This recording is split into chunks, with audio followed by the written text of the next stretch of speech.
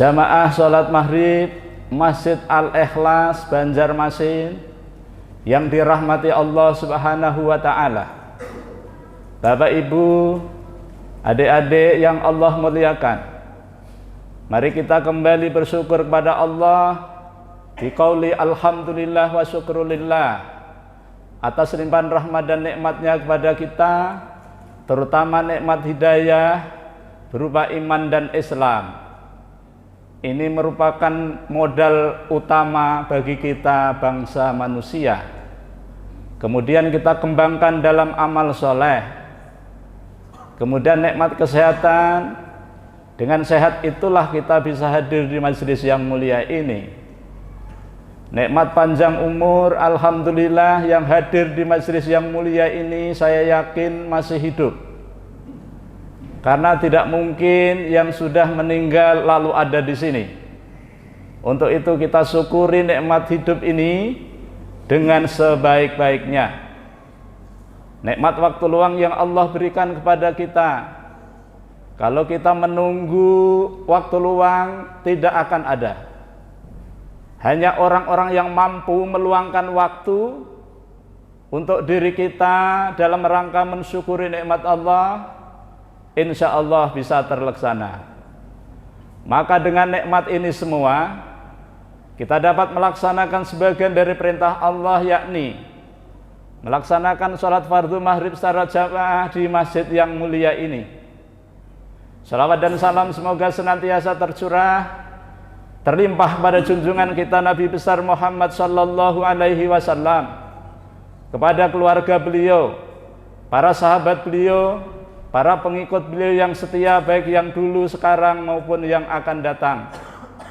Mudah-mudahan kita semua yang hadir di majelis yang mulia ini, atau siapa saja yang menyaksikan tayangan ini, dicatat oleh Allah Subhanahu wa Ta'ala sebagai hamba-hamba Allah yang taat, yang takwa, calon-calon penerima syafaat yang agung dari baginda Nabi sallallahu alaihi wasallam atas izin Allah Subhanahu wa Ta'ala kelak pada hari kiamat. Amin ya rabbal alamin.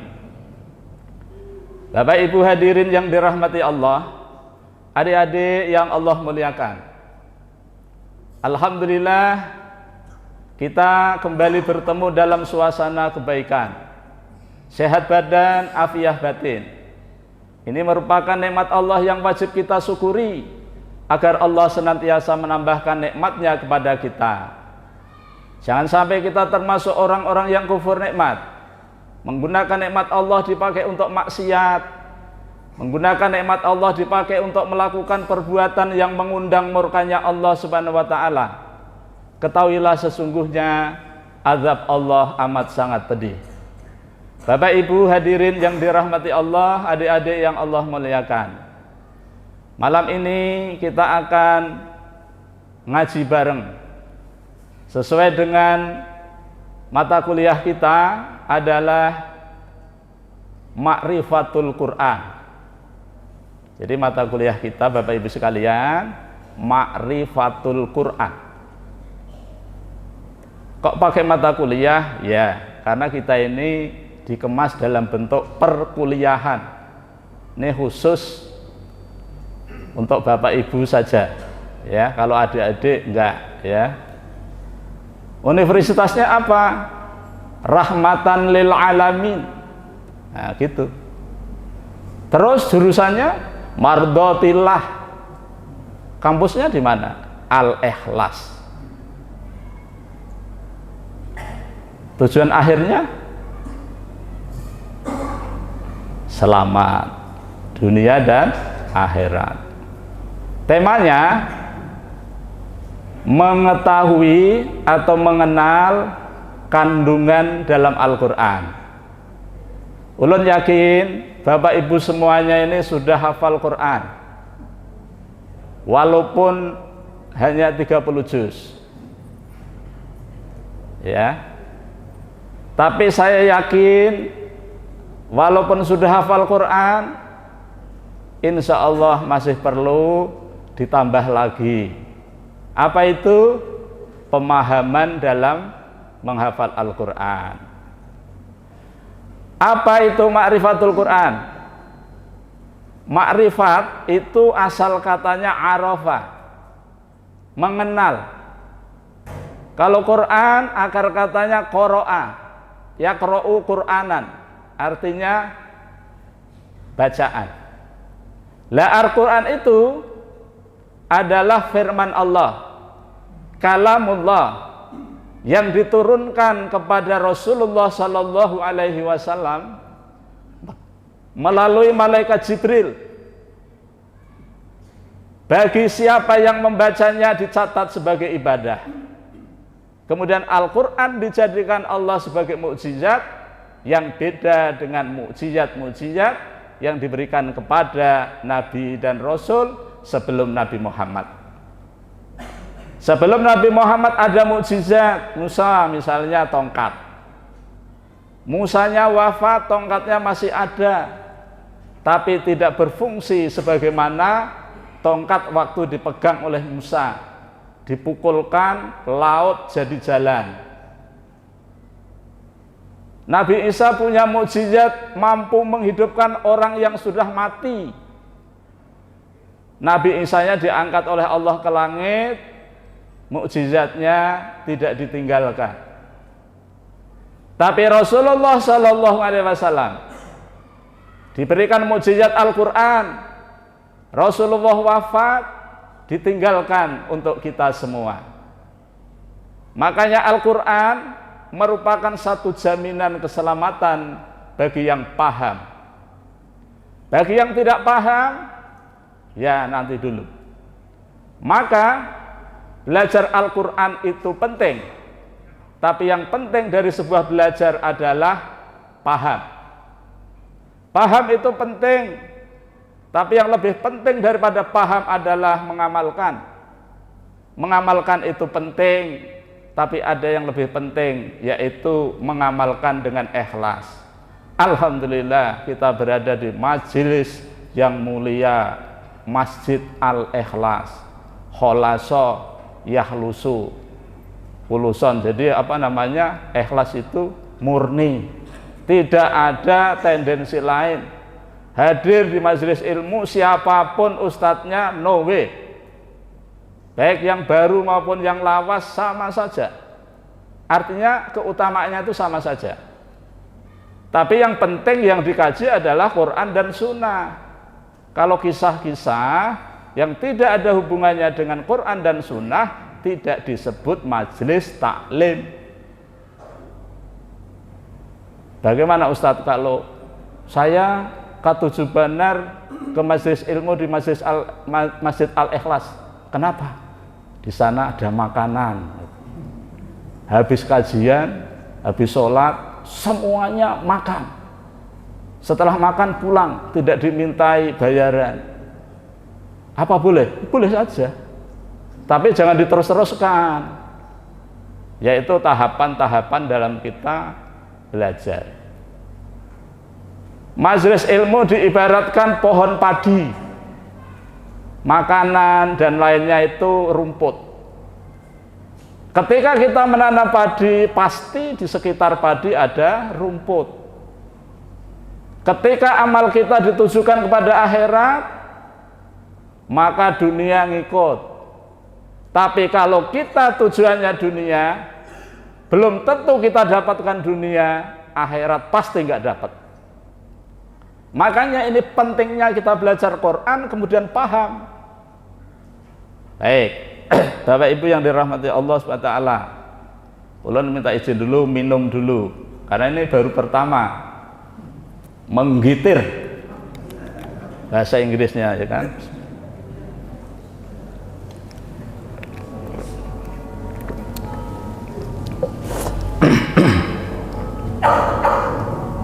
Dulu waktu ulun belajar ceramah di Masjid Agung Semarang, Simpang 5, AC-nya itu banyak dingin, tapi saya keringetan.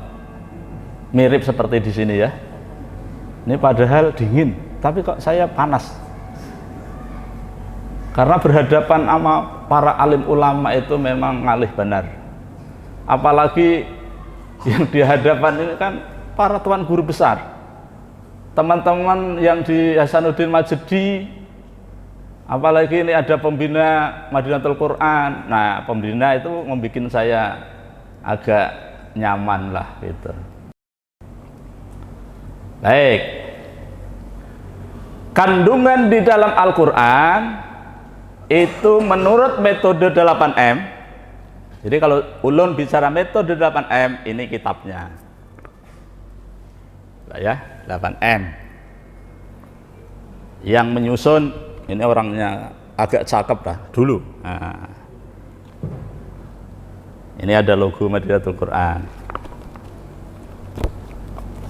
Menurut metode 8M, cara mudah menghafal Al-Quran per ayat, kandungan Al-Quran itu ada 8. Gak usah dicatat, diingat aja. Yang pertama, perintah.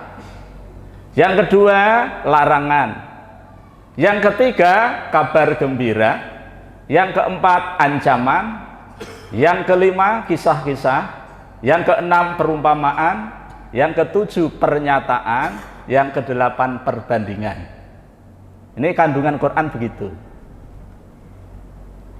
Nah, adapun nanti di dalam Al-Quran ada ayatul hikam, ayat-ayat tentang hukum, itu nanti terletak di berbagai surah.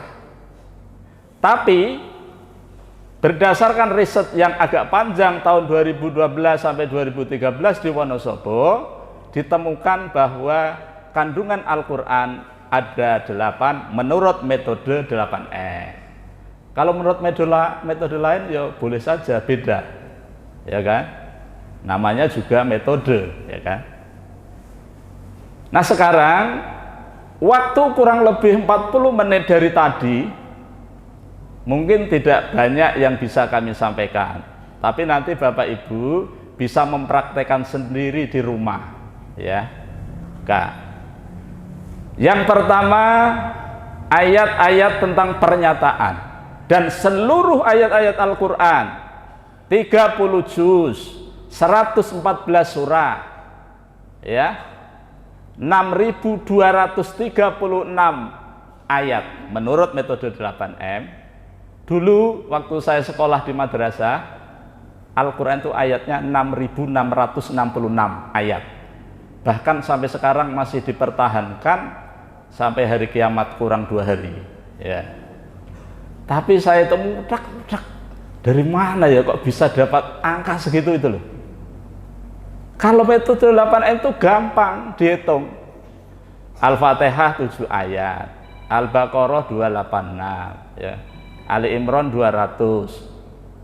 Itu ada telepon, diangkat. Siapa tahu order. Alhamdulillah diangkat. Agak lupa ini. Mana tadi ya? Sampai di mana ya tadi?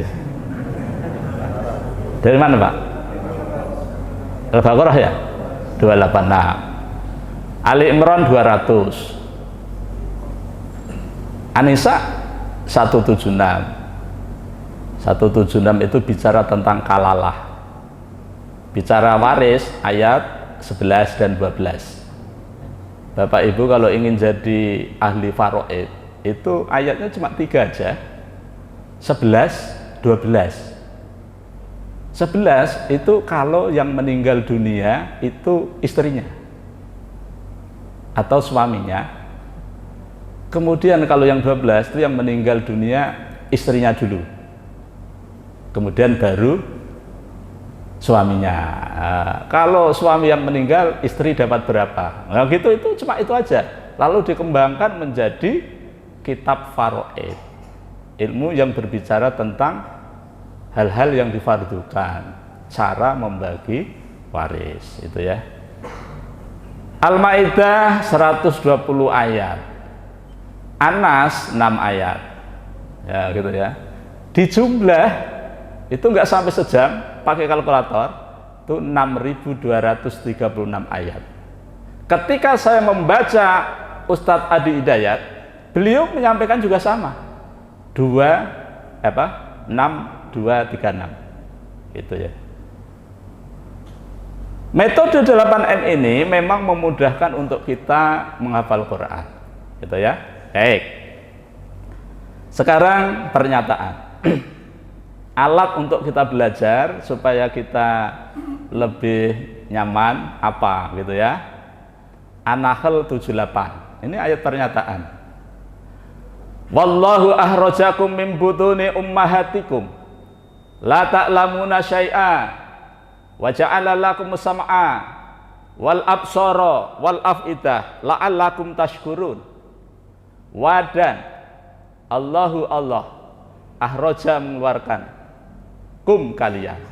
kalian itu dulu Nabi Muhammad, ya, kemudian Nabi Muhammad menyampaikan kepada kita semua, min dari butune perut ummahatikum, ibu kalian. Jadi Allah Pak yang mengeluarkan kita ini dari perut ibu kita, bukan istri kita yang mengeluarkan. Allah yang mengeluarkan, istri kita yang melahirkan, bapak yang memiliki. Makanya begitu lahir, laki atau perempuan, laki bin siapa, ya kan?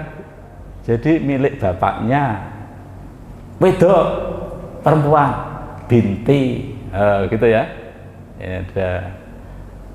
Jadi Allah yang mengeluarkan kita dari perut ibu kita. Ingat kada ingat. Ini diingatkan ini. Ketika itu dalam keadaan apa? La ta'lamuna syai'a. Kita tidak tahu apa-apa. Tidak tahu apa-apa, tidak bisa apa-apa, tidak punya apa-apa, telanjang bulat tuh, Bang. Ya.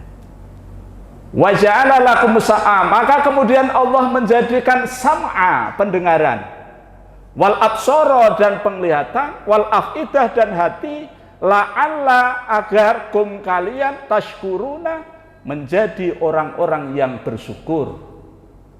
Mumpung ingat, tashkurun itu fi'il mudhari', cirinya berawalan ta. Kalau belajar di Pondok Madinatul Quran, ulun yang mengajar, ciri-ciri fi'il mudhari' berawalan itu. Ya yu tatu au nanu itu. Jadi kalau ada kalimat diawali dengan ya pasti mudhari', yu pasti mudhari', ta pasti mudhari', tu pasti mudhari'. Kalau fi'il amar kan berakhiran al, la, lu, li, la, na. Contoh, uf'ul, uf'ula, uf'ulu. Ini perintah amar. Madhi bang berakhiran juga.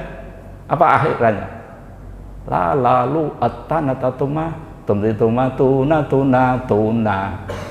Jadi belajar di Pondok Madinatul Quran itu untuk bisa membaca kitab gundul kuning itu cuma 100 jam. Sebentar aja, tapi nggak ada yang mau, ya nggak apa-apa, ya kan? Nanti ulun mau minta tolong seluruh pengurus masjid di Muhammadiyah di seluruh Kalimantan Selatan mengirimkan masing-masing masjid 1 orang calon ulama pintar baca kitab kuning, apal artinya hanya 1 tahun. Jadi masing-masing masjid yang membiayai, kami yang menyelenggarakan. Tidak hanya tahu artinya tapi apal. Mumpung ingat Pak ya, ulun kasih contoh nanti gini.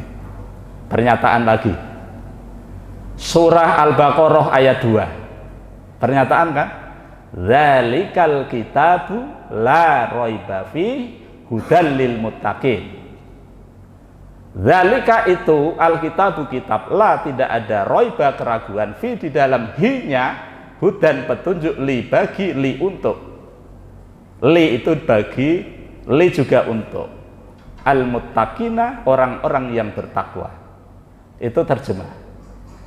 Tapi santri kita itu pakai mantra begini, dzalika huruf, saudaranya isyarah, kolom 22, tidak punya mujarot, artinya itu di Quran ini. Gitu menerjemahkannya. Alkitabu isim, cirinya berawalan al, punya mujarot, mujarotnya kataba, yang artinya menetapkan atau menulis. Alkitabu kitab, berarti kitab itu isinya adalah ketetapan Allah yang ditulis untuk menentukan siapa kita. 4 ketetapan yang ditulis di sana. Rizkinya, jodohnya, umur ajalnya, nasibnya. Itu. La huruf saudaranya 3, la nasoba li nakirah kolom 4, la tajusum kolom 9, la nafi kolom 18. Lah ini la yang mana? Tanyakan kepada ustadz.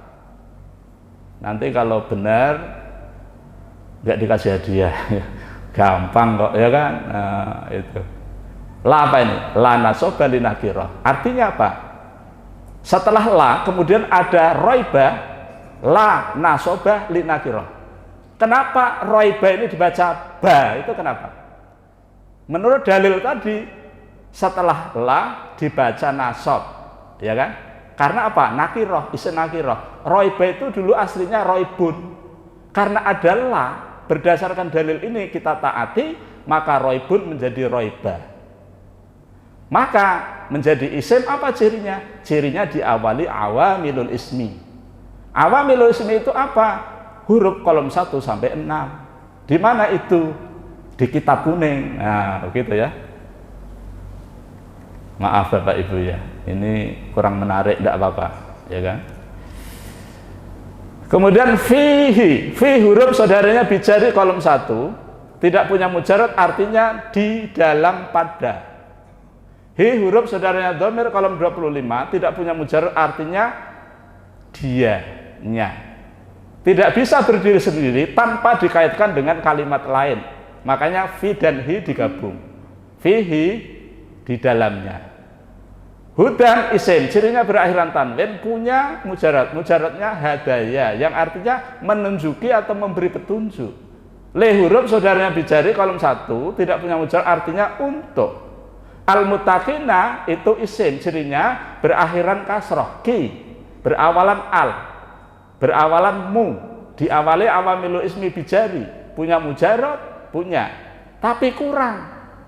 Nanti Bapak praktek ya. Al-muttaqin ini kalau dicari mujaradnya, caranya apa? Yang mengawali dikurang, kurang, hilang, tinggal ki saja. Padahal syarat mujarad itu 3. Kalau kurang 2 gimana? Minjam di huruf ilat. Wawu, alif, ya. Makanya jadi wakoya. Apa itu artinya wakoya? Menjaga, melindungi. Wakoya yakiyu alwikoyatan, artinya menjaga. Maka al-muttaqin, orang yang bertakwa itu adalah orang yang senantiasa menjaga. Apa yang dijaga? Hatinya, dirinya. Dari mana? Dari perilaku yang bertentangan dengan hukum Allah. Maka kalau ada orang yang mengatakan muttaqin, orang yang bertakwa, kemudian perilakunya tidak sesuai dengan hukum Allah, maka dipertanyakan. Maka kalau ada masjid namanya Al-Ikhlas, kok kemudian tidak ikhlas? Ya pasti ikhlas loh ya kan? Karena ngasih nama itu litafaul, berharap dengan nama itu jadi doa. Makanya Bapak Ibu, ulun itu ini sejarah sebentar. Tahun 2013 akhir ulun mengenalkan diri 8M di Musola Al-Ikhlas, tempatnya Pak Haji Zainal Mutakin, Pak Haji Ujang yang menyuruh ulun. Ya. Kemudian sekarang oleh Mas Wahyu sudah izin ketuanya, Ustadz ini ada waktu kosong. Oh ya, pian mau ngisi, mau. Oh ya, alhamdulillah meningkat. Dulu musola, sekarang jadi masjid. Ya, alhamdulillah, jadi ikhlas. Jadi saya itu ke masjid itu namanya bagus. Pertama Musola Al-Huda, kemudian Masjid Hidayah, kemudian Masjid At-Taqwa, ada Masjid Istiqomah, ada Masjid Al-Furqan, ada Masjid Al-Mutakin, macam-macam masjidnya. Ya, alhamdulillah. Ini Al-Ikhlas, ya, mudah-mudahan ikhlas. Bapak Ibu yang dirahmati Allah Subhanahu wa taala, itu contoh ketika kita belajar kitab gundul. Nah, kitab kuning. Ya. Tapi ulun Bang sudah tua, jadi kada kawa. Mudah-mudahan nanti ada generasi yang bisa melanjutkan.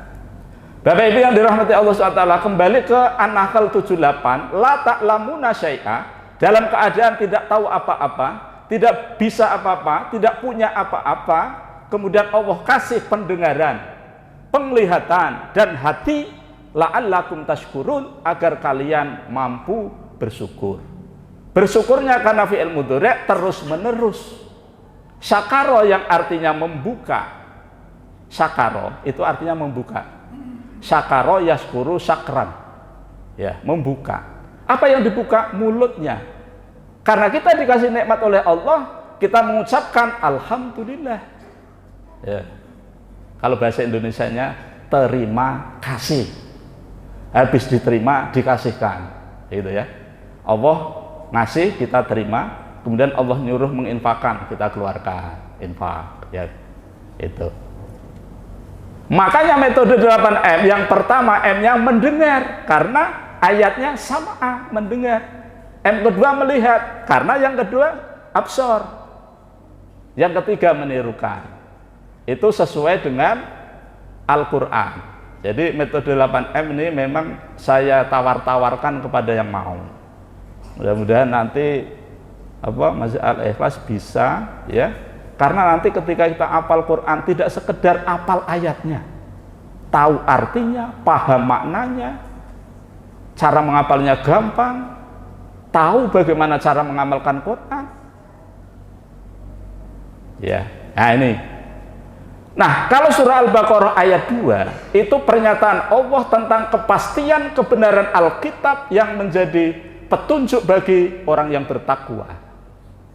Kalau bagi manusia petunjuknya bukan Alkitab. Al-Baqarah 185 Allah berfirman, Syahrul Ramadan alladzi unzila fihil Qur'an hudal linnas. Allah turunkan Al-Qur'an pada bulan Ramadan sebagai petunjuk bagi manusia. Nah, jadi kalau masih manusia masih manusia loh ini, petunjuknya Quran. Tapi kalau sudah al-mutakin, petunjuknya Alkitab. Makanya Allah menyatakan dzalikal kitabu la raiba fi. Seakan Allah mengatakan, hei manusia yang waras, hei manusia yang punya otak, hei manusia yang punya akal dan menggunakan akalnya, ketahuilah, pahamilah, ini saya mengatakan dzalikal kitabu la raiba fi. Ini Alkitab. Di dalam Alkitab ini tidak ada keraguan sedikit pun. Barang siapa yang ragu-ragu kafir. Nah, gitu. Ini ekstrim. Ini cocok nih kalau ada sambun. Cocok nih kayaknya ini. Kita bicara Quran berarti bicara kebenaran. Kita bicara Quran berarti kita bicara keberanian. Kita bicara Quran berarti kita bicara hukum. Bapak Ibu barangkali belum tahu siapa saya. Nah, gitu. Saya ini mahasiswa PDIH, Program Doktor Ilmu Hukum, ya. Unisula Semarang. Teman-teman saya 70 orang itu mengajak makar. Loh kok makar? Bagaimana kita ini sudah berbulan-bulan, sudah semester 2. Hukum kita masih seperti ini saja. Ya jangan marah-marah toh. Mahasiswa S3 kok marah-marah, saya bilang. Alhamdulillah. Jadi memang betul Bapak. Kalau kita bicara tentang hukum positif, kalau enggak direformasi, enggak. Makanya disertasi saya apa? Rekonstruksi hukum. KUHAP yang positif ini diubah menjadi hukum Islam. Guru besar saya mengatakan, Ustadz, perjuangkan. Ini belum pernah ada. Belum pernah ada, perjuangkan. Supaya 362, 284. Apa itu? Pasal. 362, pencurian. Terus 384 apa? Perzinaan. Saya tanya, bos, kalau sekarang ada orang mencuri, ditangkap, dihukum, apakah nanti di akhirat sudah bebas? Gak berani jawab guru besar saya. Apa artinya kita belajar hukum kalau nggak ada jaminan keselamatan? Beda Quran. Kalau Quran mengatakan pasti jaminannya nggak pakai insya Allah. Allah menjadikan tentang surga, pasti surganya tinggal percaya kada. Nah gitu. Nah.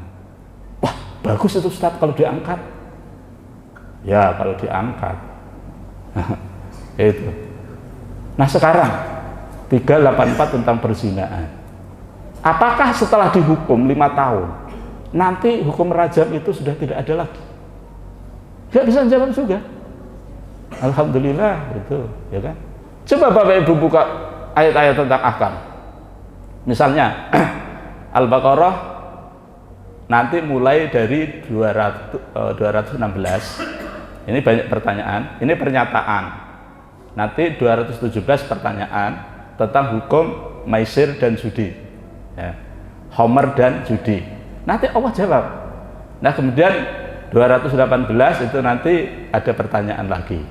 219 ada pertanyaan. Yang menarik 221. Tentang apa? Larangan. Larangan apa? Larangan umat Islam yang beriman laki-laki tidak boleh menikahi wanita musyrik walaupun cantik.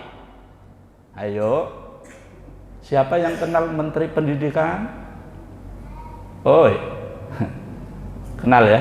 Kenal, tahu aja kalau ya. Saya dengar, ya harus kenal toh Menteri Pendidikan kok. Ya, ini Allah loh yang mengatakan.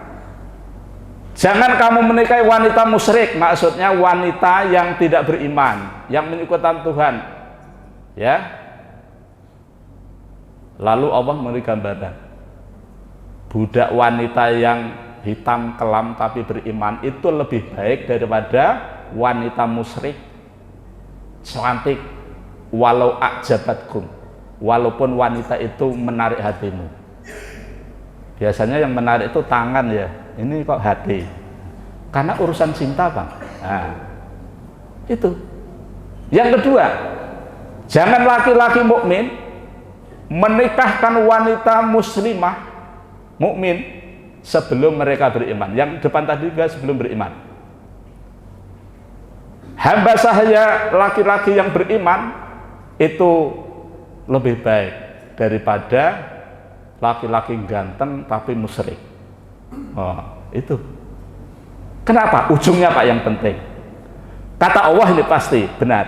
Sesungguhnya mereka tadi, wanita musyrikat tadi, itu mengajak kita manusia melalui pernikahan tadi, mereka mengajak kita ke neraka.